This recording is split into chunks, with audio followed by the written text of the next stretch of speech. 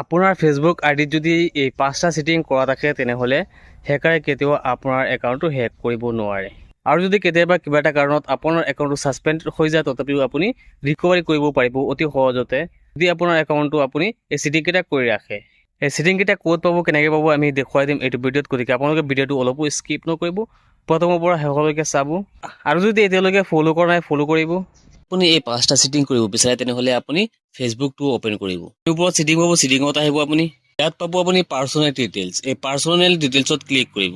ইয়াত পাব আপোনালোকে আকৌ একাউণ্ট ছেটিং। এই একাউণ্ট ছেটিঙৰ তলত পাব ইয়াত ক্লিক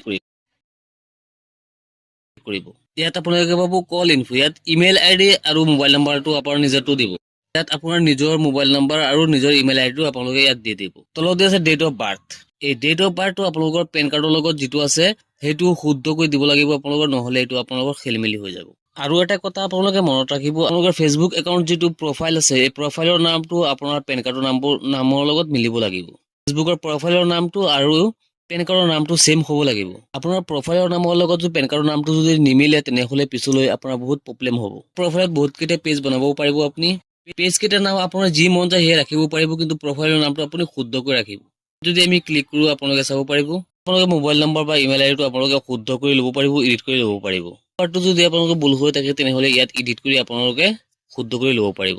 আইডেণ্টি কনফাৰ্মেশ্যন, ইয়াত আপোনালোকে ক্লিক কৰিব। আইডেণ্টি কনফাৰ্মেশ্যনটো আগতে আমাৰ কৰা আছে বাবে এইটো কনফাৰ্ম দেখুৱাই আছে। যদি আইডি কনফাৰ্মেশ্যনটো কৰি লয় তেনেহ'লে কেতিয়াবা যদি আপোনাৰ ফেচবুকটো কেতিয়াবা কিবা এটা কাৰণত ছাছপেণ্ড হৈ যায়, কিবাটো ইছ্যু লাগি যায়, ডাঙৰ কোনো দুষ্ট চক্ৰই আপোনাৰ একাউণ্টটো হেক কৰি লয়, তেনে ক্ষেত্ৰত আপোনালোকে ফেচবুক টীমৰ লগত আপোনালোকে কথা পাতিব পাৰিব আৰু আপোনালোকৰ পেন কাৰ্ডটো জমা দি ৰিকভাৰী কৰিব পাৰিব আপোনাৰ একাউণ্টটো অতি সহজতে। আপুনি ভেৰিফিকেশ্যন কৰাৰ সময়ত যিটো আইডি আপুনি ইয়াত আপলোড কৰিছিলে ৰিকভাৰী কৰাৰ সময়ত যদি আপুনি ছেম আইডি দিয়ে তেনেহ'লে আপোনাৰ ৰিকভাৰীটো অতি সহজ হৈ যাব। সেইকাৰণে আপোনালোকে এই কামটো সোনকালে কৰি ৰাখক যদি আপুনি আপোনাৰ আইডিটো সুৰক্ষিত কৰি ৰাখিব বিচাৰে। এয়া হ'ব আৰু এটা ছেটিঙলৈ। আপোনালোকে বেক হৈ আকৌ এই পেজটোত আহিব। ইয়াত আপোনালোকে পাছৱাৰ্ড এণ্ড চিকিউৰিটি, এই পাছৱাৰ্ড এণ্ড চিকিউৰিটিত আপোনালোকে ক্লিক কৰিব। তলত পাব একাউণ্ট ছেটিং, ইয়াৰ তলত আপোনালোকে পাব পাছৱাৰ্ড এণ্ড চিকিউৰিটি। এই পাছৱাৰ্ড এণ্ড চিকিউৰিটিত আকৌ ক্লিক কৰিব। ইয়াত আপোনালোকে পাব টু ফেক্টৰ অথেণ্টিকেশ্যন। এই টু ফেক্টৰ অথেণ্টিকেশ্যনত আপোনালোকে ক্লিক কৰিব। মোৰ একাউণ্টত টু ফেক্টৰ অথেণ্টিকেশ্যনটো কৰা আছে। আপোনালোকে যদি এতিয়ালৈকে টু ফেক্টৰ অথেণ্টিকেশ্যনটো কৰা নাই আপোনালোকে সোনকালে কৰি ল'ব। আপুনি যদি টু ফেক্টৰ অথেণ্টিকেশ্যনটো কৰি লয় তেনেহ'লে কোনোবাই যদি আপোনাৰ একাউণ্টটো কোনোবা মোবাইলত লগইন কৰিব বিচাৰে তেনেহ'লে আপোনাৰ মোবাইলত এটা কোড আহিব।